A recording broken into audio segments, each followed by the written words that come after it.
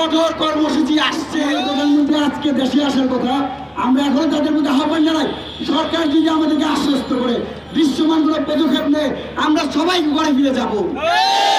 যদি ঘরে ফিরে যাওয়ার পরিবেশ না থাকে, তাহলে অবরোধের চেয়েও আরো ভয়াবহ কঠোর কর্মসূচি দিবে। হাইকোর্ট থেকে আজকে একটি যে রায় এসেছে, সেই রায়টি মূলত ছাত্র সমাজকে জুড়ে রাখার রায়।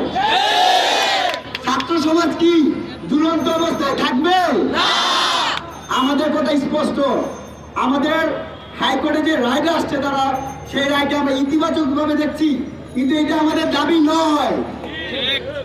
আমাদের ছাত্র সমাজের এক দফা প্রাণের দাবি হচ্ছে সরকারি চাকরিতে বিসিএস সকল গ্রেডে, অর্থাৎ প্রথম, দ্বিতীয়, তৃতীয়, চতুর্থ শ্রেণীতে বিদ্যমান অযৌক্তিক এবং বৈষম্যমূলক যে কোটা রয়েছে, সেই কোটা অনতিবিলম্বে বাতিল করতে হবে। আমরা ছাত্র সমাজ সংবিধানের প্রতি শ্রদ্ধাশীল, তাই সংবিধানে উল্লেখিত অনগ্রসর গোষ্ঠীকে মাথায় রেখে তাদের জনসংখ্যার একটা পার্সেন্টেজ অনুযায়ী আমরা বলতে চাই, উদ্যোগী গোষ্ঠী অনগ্রসর যারা আছে তাদের জন্য যৌক্তিক পর্যায়ে সর্বোচ্চ 5% কোটা রেখে সংসদে আইন পাস করতে হবে।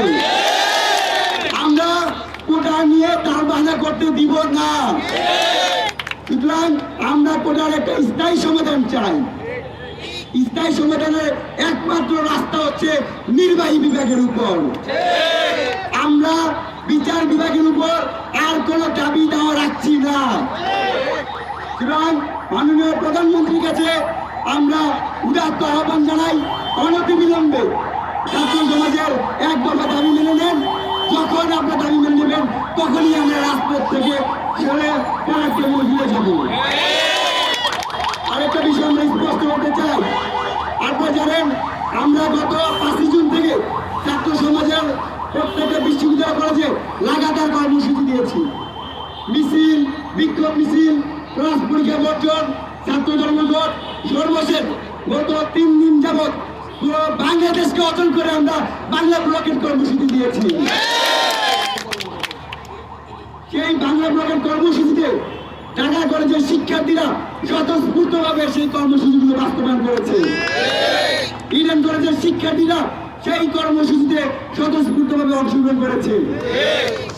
আমরা এখনো আশাবাদী, সরকারের মধ্যে আহ্বান জানাই, আমরা পড়ার টেবিলে ফিরতে চাই, আমাদেরকে পড়ার টেবিলে ফিরার সুযোগ করে দিন। আমাদের চলমান যে আন্দোলন রয়েছে, যতক্ষণ না পর্যন্ত আমাদের এক দফা দাবি আদায় না করা হবে, ততদিন পর্যন্ত আমরা রাজপথ ছেড়ে চলে যাব না। আমাদের চলমান ক্লাস পরীক্ষা বর্জনের যে কর্মসূচি, ক্লাস পরীক্ষা বর্জন কর্মসূচি অব্যাহত থাকবে।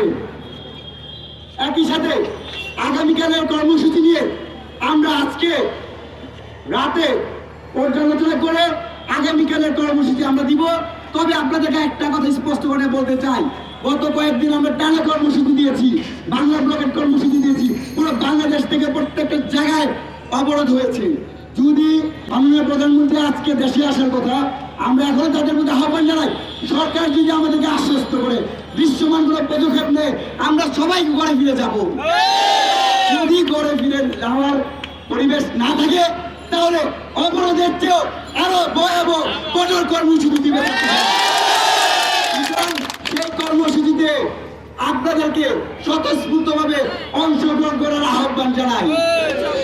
একই সাথে আগামীকালকের যে কর্মসূচি হবে, সারা দেশের কর্মসূচিদের সমন্বয় করে ঢাকা বিশ্ববিদ্যালয়ের সহ কেন্দ্রীয় যে কর্মসূচি আসবে, সেই কর্মসূচির সাথে আমরা ঢাকা কলেজ, ইডেন কলেজ সমন্বয় করে রাতের মধ্যে আমরা জানিয়ে দিব। তবে আপনাদেরকে বলতে চাই, আগামীকাল আরো কঠোর কর্মসূচি আসছে। সেই কর্মসূচি বাস্তবায়ন করতে আমরা প্রস্তুত। সেই কর্মসূচি বাস্তবায়ন করার আহ্বান জানিয়ে আজকের মতো আমাদের সকাল সন্ধ্যা অবরোধ কর্মসূচি এখানেই সমাপ্ত করছি। ধন্যবাদ জানাচ্ছি সবাইকে।